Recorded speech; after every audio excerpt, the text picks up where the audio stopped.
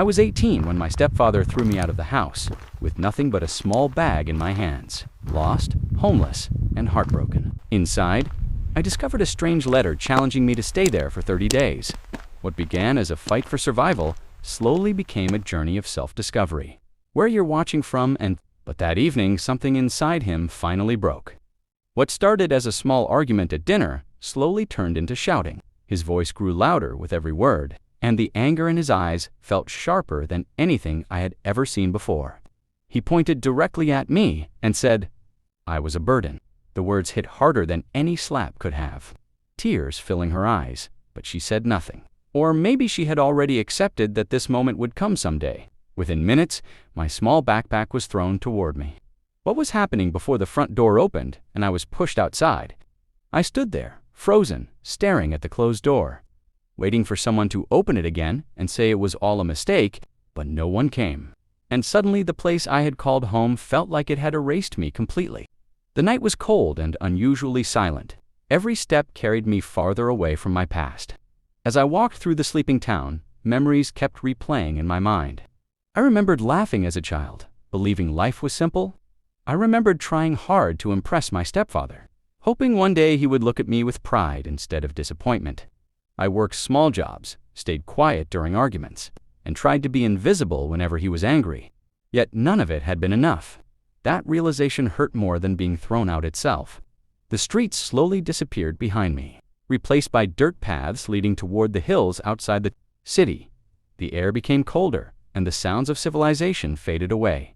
Crickets chirped in the darkness, and somewhere far away, a dog barked. I kept walking because I had no better idea. Exhaustion slowly crept into my legs, but I refused to stop. I felt like if I stopped moving, all the pain would finally catch up to me. After hours of walking, I noticed rocky terrain rising ahead. The moonlight revealed tall shadows stretching across the ground.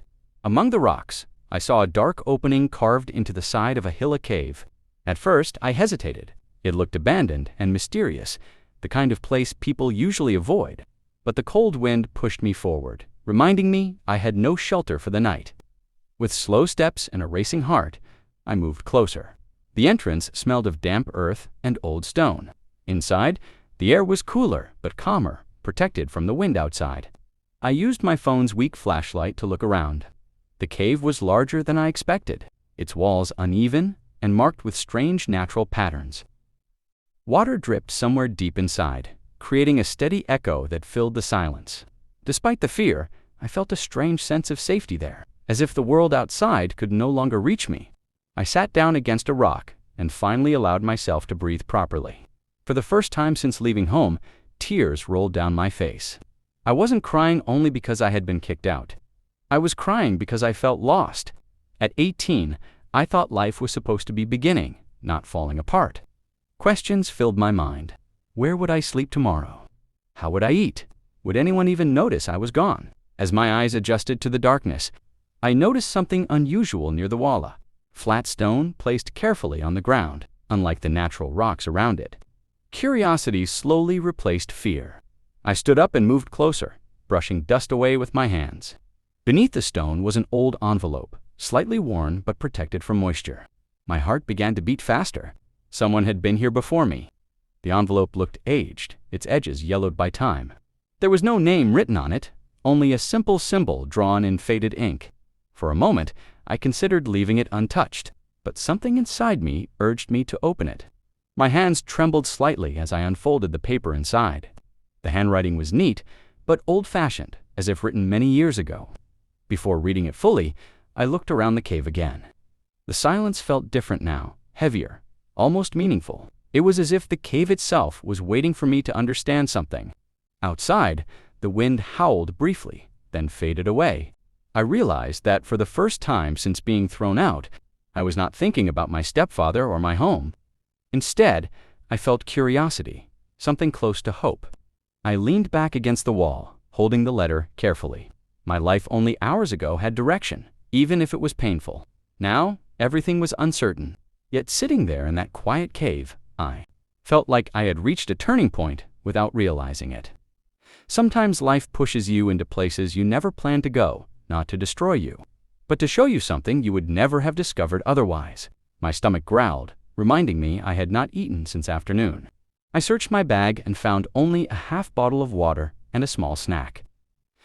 I ate slowly, trying to make it last. The cave protected me from the cold, and exhaustion finally began to overpower my racing thoughts. Still, the letter rested in my hands, waiting to be read. I stared at it for a long time before opening it completely. A strange feeling settled inside me, as if this moment mattered more than I understood. I didn't know who had written it or why it was hidden here.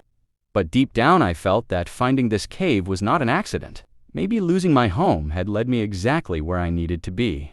Taking a deep breath, I unfolded the paper fully and prepared to read the words that would soon change everything I believed about my life, my strength, and my future. I slowly unfolded the letter, my hands shaking slightly as the sound of paper echoed inside the quiet cave. The handwriting was clear despite its age, and the first line immediately caught my attention. It said, "If you are reading this, it means life has pushed you here for a reason." I frowned, confused, and continued reading. The letter explained that anyone who found this cave during a moment of desperation had been chosen by circumstance, not luck. Then came the sentence that made my heart stop for a second. "Stay in this cave for 30 days, and your life will change forever." At first, I almost laughed. It sounded impossible, like something from a story rather than real life. 30 days inside a cave, with no food, no comfort, and no certainty. It felt ridiculous. But as I looked around, reality reminded me that I had nowhere else to go. I had already lost my home. No one was waiting for me outside. For the first time, the challenge written in the letter did not feel like madness, it felt like an option. The letter continued with simple instructions. It said the cave would test patience, fear, and discipline. It warned that the first days would feel unbearable and that many people would give up before discovering their true strength. It also said something that stayed in my mind. The cave does not change your life. It changes you, and you change your life. I read that line again and again, trying to understand its meaning. I spent that first night barely sleeping. Every small sound made me alert to the dripping water, the wind brushing against the entrance, distant animal noises outside. My thoughts kept racing. What if this was dangerous? What if I wasted 30 days and nothing happened? But another voice inside me whispered that I had already reached the lowest point. Staying could not be worse than feeling unwanted. Morning arrived slowly, a faint light entering the cave. I stepped outside and saw the hills glowing under the rising sun. The world looked peaceful, completely different from the chaos inside my mind. Hunger quickly became my first challenge. I searched nearby areas and found a small stream flowing between rocks. The cold water felt refreshing, and for the first time since being kicked out, I felt grateful for something simple. The early days were the hardest. I constantly thought about quitting. My body ached from sleeping on stone, and my stomach felt empty most of the time. I learned to gather edible plants and fruits nearby, carefully testing what was safe. Each small success felt like a victory. Lighting a small fire using dry branches took hours of effort, but when the flame finally appeared, I felt proud in a way I had never experienced before. Loneliness was another battle. Without people, distractions disappeared. There was nothing to do except think. Memories surfaced one after another, moments of embarrassment, failure, anger, and sadness.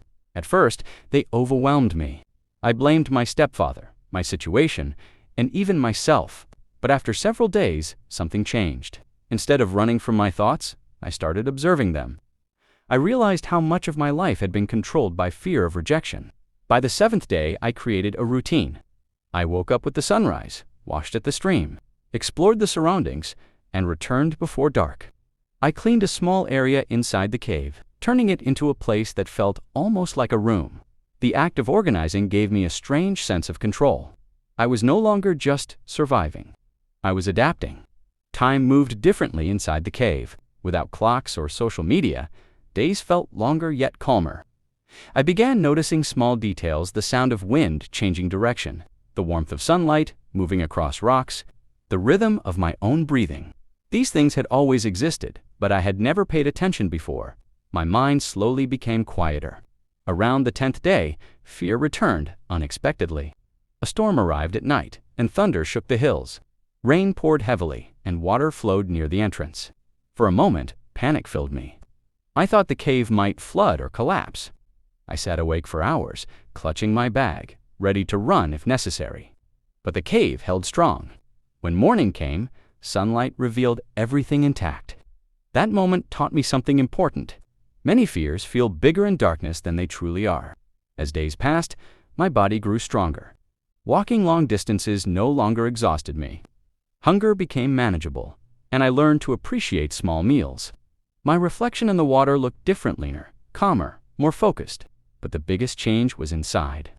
I started talking to myself, not out of loneliness, but to understand my thoughts. I asked questions I had never asked before. What kind of life did I want? Who was I without other people's expectations? On the 15th day, I reread the letter. This time, its words felt clearer. The challenge was not about isolation, but about facing yourself without distractions. I realized that for years, I had waited for approval from my stepfather, from friends, from society. Inside the cave, none of that mattered. The only person judging me was myself. During the following days, ideas began forming in my mind. I thought about learning skills, building something meaningful, and creating a future independent of anyone's acceptance. Hope slowly replaced bitterness. Instead of imagining revenge or regret, I imagined growth. The 20th day felt like a turning point. I woke up feeling peaceful rather than anxious. The cave no longer felt like a prison. It felt like a teacher. I spent hours sitting quietly, listening to the natural sounds around me. For the first time in my life, I felt comfortable being alone. That realization shocked me because loneliness had always been my greatest fear. Challenges still appeared, some nights were cold, and doubts occasionally returned. I wondered if the outside world had forgotten me completely. Yet each time negativity appeared, I noticed I recovered faster. My mind had become stronger, more disciplined. As the days moved closer to 30, anticipation grew inside me. I wondered what would happen when the challenge ended. Would something magical occur? Would I find treasure or a hidden message? Or would nothing change at all? Slowly, I began to understand that the real transformation was already happening. On the 28th night, I sat near the entrance, watching the stars. The sky looked endless, filled with quiet beauty. I realized that being thrown out of my home had forced me into the hardest experience of my life. Yet it had also given me clarity I had never known before. Pain had led me here, but strength was beginning to lead me forward. With only 2 days left, I felt both excitement and fear. Leaving the cave meant facing the world again. But this time, I would not be the same person who entered. I folded the letter carefully and placed it beside me, ready to read it one final time before the 30th day arrived, the day that promised a completely changed life. The 30th morning arrived quietly, almost gently, as if the world itself wanted to mark the moment without noise. I woke before sunrise, my eyes opening naturally without fear or confusion. For a few seconds, I forgot where I was. And then the familiar stone ceiling of the cave came into view. Instead of discomfort, I felt calm. 30 days earlier, I had entered this place as a scared and rejected boy. Now I sat up slowly, realizing I felt different in a way I could not fully explain. The air inside the cave felt warmer than usual, or maybe it was simply my perception that had changed. I folded my blanket of leaves and cloth carefully. Noticing how organized everything had become, what once looked like a dark shelter now felt like a space filled with memories and lessons. Every corner reminded me of a challenge I had overcome the first. FireEye managed to light the spot where I sat during the storm, the wall where I leaned while questioning my future. I picked up the letter again and read it from beginning to end. This time the words felt deeply personal. The sentence about change finally made complete sense. The cave had not magically fixed my problems. It had forced me to slow down, think clearly, and discover strength I never believed I had. I realized that before coming here. I had defined myself through other people's opinions. Now, for the first time, I understood my own value without needing approval. Stepping outside the cave, I watched the sunrise spread golden light across the hills. The sky slowly turned from dark blue to orange, and a gentle breeze moved through the grass. Everything looked the same as before, yet I experienced it differently. Small details felt meaningful: the sound of birds, the smell of fresh air, the warmth of sunlight on my face.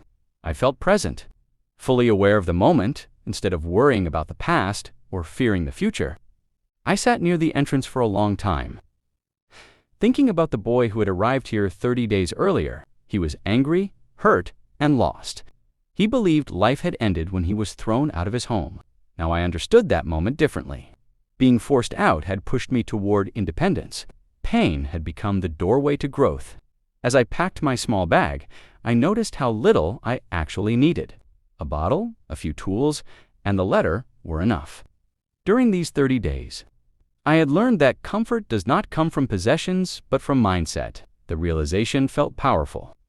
I no longer feared uncertainty because I had already survived it. Before leaving, I placed the letter back under the stone where I had found it. For a moment, I hesitated. Part of me wanted to keep it forever, but another part understood its purpose. Someone else, someday, might arrive here feeling as lost as I once did. Maybe they would need those words just as much as I had, carefully covering it again. I whispered a quiet thank you to the unknown person who had written it. Walking away from the cave felt strange. Each step carried both gratitude and nervous excitement. I did not know exactly what waited for me outside, but for the first time, uncertainty felt like opportunity instead of fear. The path down the hill seemed shorter than before, as if my confidence made the journey easier. When the town finally came into view, memories returned, but they no longer hurt the same way. I understood that my stepfather's rejection did not define my worth. People act based on their own struggles, and holding anger would only trap me in the past. Forgiveness did not mean forgetting.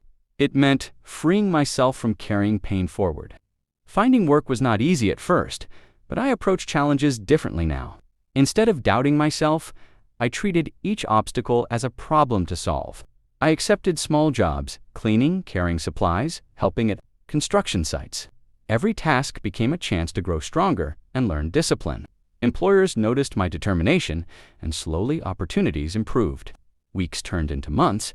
I saved money, learned new skills, and built connections with people who respected effort rather than background. Confidence replaced insecurity.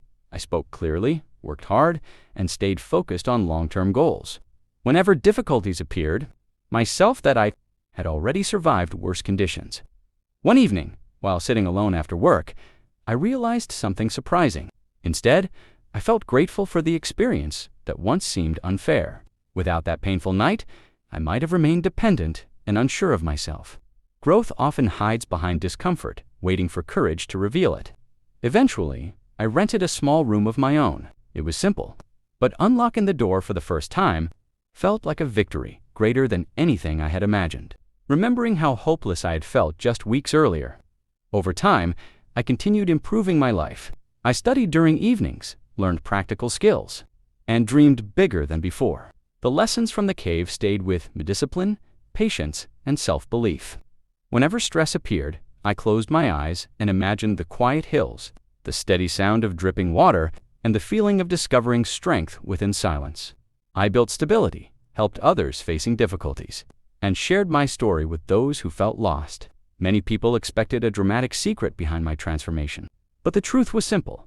Change began the moment I stopped seeing myself as a victim and started seeing myself as responsible for my future. Sometimes I returned to the hills, standing near the path that led to the cave. I never entered again because I understood its purpose had already been fulfilled. The real cave now existed inside me, a place of reflection where I could face fears honestly and find clarity whenever life became confusing. Looking back, I realized the letter had been right. Staying in the cave for 30 days had changed my life forever. Not through magic, but through understanding.